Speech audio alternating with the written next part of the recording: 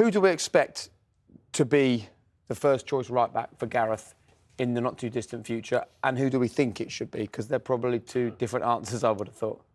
I think based on the way that we've seen Trent Alexander-Arnold used, or the lack of use, probably the best way to say it, I would say Reece James would look to be in the driving seat right now.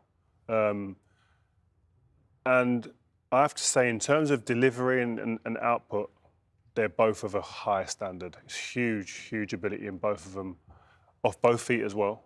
And they've got really varied dimensions in their game, which is great. But Trent's just got something about him in terms of the finesse and the range and the different clubs in the bag to produce at different ranges. He's a fabulous footballer, but he's just got the range of passing that you see. It's because it's Anfield as well that you liken to a Steven Gerrard, almost. And there's a nostalgia that goes with that as well. But I have to say that when you're talking about the England position at right back as well, I think it's a genuine argument for Reece James to play. And I don't think for Reece James to play in front of Trent at the moment, the way he's playing, it is definitely a conversation to be had. I think Trent, of course, he's got all the things that Rio mentioned there. I'm baffled, I must admit. I don't think Trippier is in Reece James's or Trent's league. Yeah. That surprises me. I can understand why Gareth Southgate, chooses, let's say, a Reece James or a Kyle Walker in certain instances. We've got loads of good right-backs. That's the first point to make. Trent benefits massively from the team he's in. If he goes forward, Henderson drops into that area. The full-backs are allowed to go forward. They're so good centrally at the back. They can defend man-on-man. You look at this, I mean, Reece James has got the stats there of a striker, really, hasn't he? Trent's obviously plenty of assists. But doesn't that tell you what Gareth Southgate looks for in a right-back? He's more interested in the defensive work that you can do, perhaps?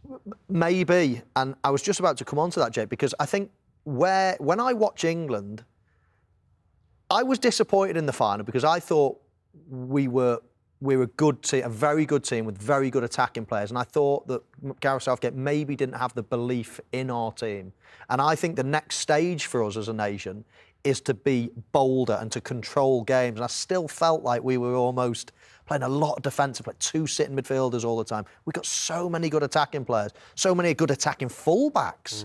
And it feels like we play the most defensive, negative ones all the time. So I think that's the next stage of our evolution, really, as an England team, is to get a Trent into the team. So would you want to see him starting for England, Trent? I think in certain games, if we're going to have a lot of the ball, I would play Trent. I think Reece James has got a big fan of Reece James, and I think he's probably a slightly better defender. As Rio said, he's got more clubs in his bag than Reece James. So I think you've got two exceptional players there. And really, I would narrow it down to those two, and I'd be debating it between those two. Yet, Gareth Southgate seems to have a real soft spot for Trippier. So the thing for me is with whoever plays on that right side, say right wing back, for instance, whoever plays out there, when you've got Kyle Walker behind you, defensively, you haven't got to be as strong. Yeah. He can handle that down the right-hand side. And you see here, he's coming up here, he's coming even more central here in these positions here, where he's a threat to goal even more. But when you've got someone like Kyle Walker behind you, defensively, you haven't got to be as switched on. You can, especially against the teams that aren't the top 3 or 4 teams in the world. And invariably, that's what you're going to be playing against most of the time. So that's where I see where Trent could come in if the manager's so worried about him defensively. But listen, the top level, I think sometimes it's about trying to dominate the game and dominate possession. I agree. I mean, that's what he's got, isn't it? At Liverpool, he's got 2 players at the back that can defend 2v2. When you've got Van Dijk alongside you or Matip or whoever it might be, then you can afford to be brave in that Liverpool team.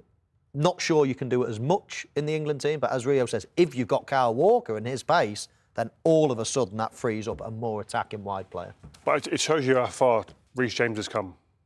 He's good. He's top class. Over the last year, he has improved undoubtedly, and I think he's a mainstay in that team. And the great thing about him as well is for England we're talking about, when Kyle Walker does eventually get to that sell-by date stage, whenever that comes, I think Reece James could eventually play that right-sided centre-back role as well as he could play the right wing-back role. So the versatility will be there. It's really interesting, that role, actually, because a lot of people now, I was talking to Glenn Hoddle the other day, and he was saying that the centre-halves now, not necessarily the big talk. You might need one, let's say, but it's very rarely do you come up against a Crouchy and things like that in the modern game. It's all like Salahs and Mane's, small guys darting about. Do you need the huge, big, and all positions change all the time. I mean, my position's changed. Now you need one a lot of the time. Drogba almost came in and did a job that two of us were doing prior to that. So everything evolves, and I'm just thinking a lot of right backs, left backs, or whatever. Now you see Luke Shaw playing sort of left side of the three. You're talking about Kyle Walker as well, and Reece James could. It's an evolution that you could see more of, I think, in the future. Well, Glenn Hoddle was ahead of his time. That's what he was doing. Yeah. You saw Gary Neville play one side, didn't you? Stuart Pearce the other side. That's right. And he played a winger as a wing back. Yeah. He never used to play one winger and one fullback as a wing back. Because he revolving from a 3 to actually in attack going to a 4, but then it goes back to a 3. Yeah, no, exactly. It'll be interesting to see how football evolves in the next couple of years. Talking of evolving, Mike says, love Trent as a Liverpool fan, but England want a defender, and Trent Alexander-Arnold is a creator, which I think is hard to argue with. It is. I suppose the question then is there anything that Trent could be doing better or differently or evolving his game to be more central to the England manager's plans? Or does he just do what Jurgen Klopp wants and do the best thing for his career, and if it suits Gareth, it suits Gareth. If it doesn't, then it doesn't. I think it's a mixture of that, but I think where Trent will be judged is in the big games a lot of the time against the big players, the elite wingers. Can he lock down? I've seen him lock down a Leroy Sané, who was in unbelievable form. He's capable of doing it, but doing it consistently. Once he does that, then there's no argument. Then there's no question marks about him, and I think that's the only question mark that there is around him. That maybe defensively is not as switched on as he is when he's going forward. The intensity may not be there as much as when he's going forward, when he's defending. But I could say that about loads of defenders who are considered world class and held up there as like absolute greats in the game. That they were great going forward, but didn't want to defend that much. So he's not too dissimilar to absolute legends of the game.